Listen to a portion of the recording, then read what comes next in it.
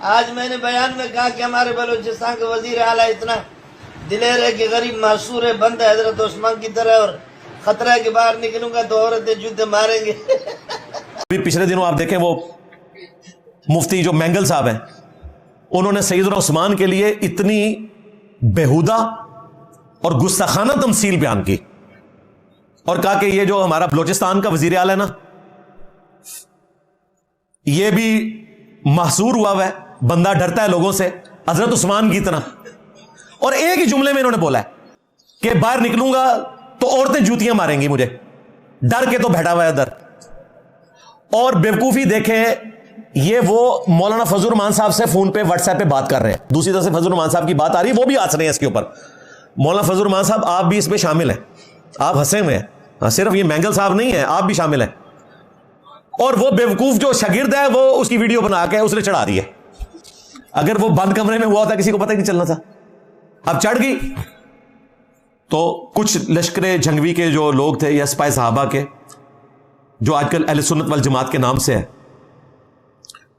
وہ باہر نکلے، انہوں نے کہا کہ جی آپ اس پہ توبہ کریں۔ توبہ کیوں کریں جی؟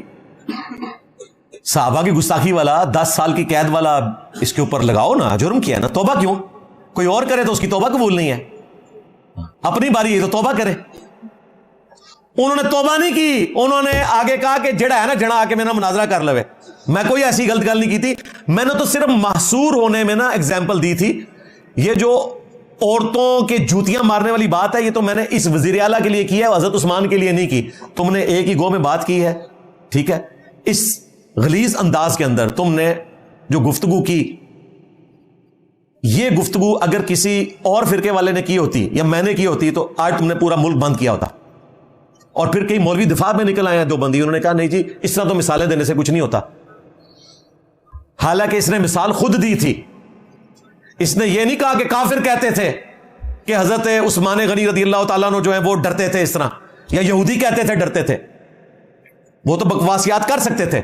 اس نے اپنے ریفرنس سے کہا کہ جس طرح حضرت عثمان معصور ہوئے تھے نا، اس طرح یہ وزیر اعلیٰ بھی معصور ہے کہ باہر نکلے گا تو عورتیں سے جوتیاں ماریں گی۔ استغفر اللہ توب الیہ۔ اب وہ کہہ رہے مناظرہ کر لو، اور وہ جو کراچی کے امیر ہیں ان کے، اورنگزیب فاروقی صاحب، وہ اسٹوڈنٹ ہے مینگل کا۔ میں فاروقی صاحب سے پوچھوں گا اب صحابہ کی محبت عشق کہاں گیا؟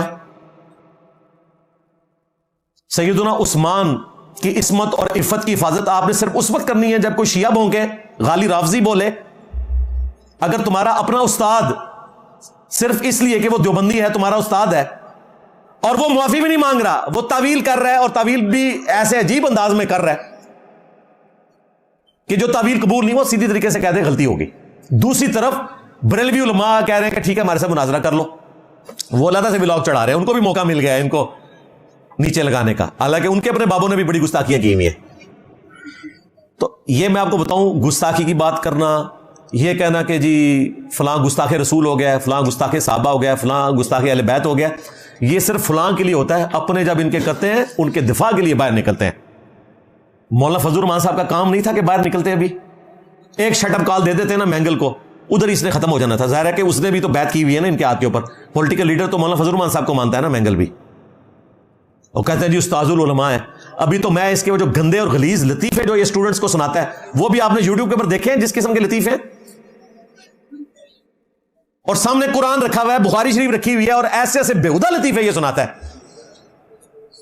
تو ایسے بےہودہ لطیفے سنانے والی زبان سے صحابہ اور اہل بیت کی گستاخیاں نکل سکتی ہیں، معافی مانگ لو، اس میں کیا حرج ہے؟ الٹا کہہ رہا ہے مناظرہ کر لو۔ اور دیکھیں جو ان کے فرنٹ مین ہیں انہوں نے باقاعدہ ولاگ بنا دیے ہیں کہ جی کوئی گستاخی نہیں ہوئی، اور دیکھیں ہمارے مینگل صاحب نے چیلنج کر دیا کہ جس نے مناظرہ کر رہے ہیں کر لو۔ اچھا جی تو اڈا کرے تے وہ چیلنج آئے، کوئی اور کرے تو انہوں کہتے ہیں گستاخ ہے، توبہ کیوں نہیں کر رہا؟ اور توبہ بھی صرف مولوی سے کرواتے ہیں، مجھا نہیں پیڑا ہوندیاں نے نا۔ مفتی حنیف قریشی نے کہا کہ اگر مفتی طارق مسعود صاحب نے توبہ کر لی ہے تو ٹھیک ہے، کیوں کہ کل کو اگر ہمارا کو کام ڈالے گا تو وہ بھی ہمارے ساتھ کھڑے ہوں۔ کوئی اور توبہ کرے تو کہتے ہیں گستاخ رسول کی توبہ ہی نہیں۔ ابتسام لائی زید کتنا خطرناک کھیل کھیل رہا ہے، کہہ رہا ہے مجھے انجینئر کے اوپر یہ اعتراض ہے، یہ 295B کے اندر توبہ کی شک ڈلوانا چاہتا ہے، حالانکہ گستاخ رسول کی تو توبہ ہی نہیں، اسے قتل ہی ہونا چاہیے۔ ابتسام پورا تیرا فرقہ قتل ہوتا ہے، اعلیٰ حضرت دے نزدیک تسی مرتد واجب القتل ہو سارے وابی، احکام شریعت میں انہوں نے لکھا ہے۔ اور یہود و نصارہ سے تم لوگ بدتر ہو ان کے نزدیک، قادیانیوں کے برابر ہو. بلکہ اعلیٰ حضرت نے تو فتاوی رضویہ میں لکھا کہ شیعہ کو وہابیوں سے زیادہ گمراہ کہنا شیعہ پہ ظلم کرنا ہے، کیونکہ شیعہ تو صرف صحابہ کے گستاخ ہیں، وہابی تو اللہ اور اس کے رسول کے گستاخ ہیں، اس لیے وہابی جو ہیں یہ بڑے مجرم ہیں شیعہ سے. یہ اعلیٰ حضرت نے لکھا ہے. لو سامو ایک تسبیح میں پڑھوئے ہوئے ہیں، وڈ کے پرے ماری میرے بابا جی نے. کیا شان ہے میری بابا جی دی، آج بھی میرے بابا جی دی کیا بات ہے. انہوں کا کلپ چل رہا ہے، چھڑ دے وہابیہ دی ازان دا کے احترام، یہ تو سوراں دے سور نے. یہ بھی بٹی صاحب نے اسے پوچھا ہے کہ وہ تانوں سوراں دے سور کہہ کے گئے نے. ابھی بٹی صاحب تو پنجابی جانتے ہیں نا، وہ اس کی تشریح بھی کریں سامنے بیٹھ کے، پھر مزہ آتا کہ جس طرح سور نجس ہے نا، اس طرح مخلوق میں سوروں میں بھی اگر کوئی سور ہے تو وہ وہابی ہے. اتنی گہری بات کی ہے بابا جی نے. اور جو ساتھ چھوٹا بابا بیٹھا تھا نا، اس نے اس سے بھی بڑی گالی نکال لی ہے. ہاں وہ چھپ گئی جب بابا جی نے، ظاہر ہے چیلے تو اس سے بھی آگے جاتے ہیں نا. وہ جو ساتھ پتلا سا بابا بیٹھا نا، اس نے کہ کھوتی فلانے دیو، یہ فلانے میں نے وہ ڈیش ڈیش کر دیا. ہاں انہوں نے کہا جو وڈے ساڑے گالاں پہ کٹ دینے کہ جی سوراں دے سور، تو میں بھی کہہ دیا کہ جو پنجابی علی انہیں گال کڈی کھوتی ڈیش ڈیش دیو. ہاں اے انہیں گال کڈی ہے، وہ اس کو آپ غور سے سنیں نا تو جیسے یہ مکمل ہوتا ہے نا، اس کے ساتھ ہلکی سی وہ آواز بھی آتی ہے. وہ تو اللہ بھلا کرے، ہمارے جو ایڈیٹر ہیں نا وہ فرحان آفتاب بھائی، انہوں نے مجھے بتایا کہ اگلی گال تیز تو ہی خطرناک ہے. میں نے کہا یار اتنی دفعہ کلپ سنا ہے، میرا تو اس طرف دھیان ہی نہیں گیا. واقعی وہ ہے اس میں آگے چھوٹی سی گال، اس میں بڑی معرفت کی باتیں. اچھا ان کا جی میں نے ان کی زندگی میں پروٹیسٹ کیا تھا.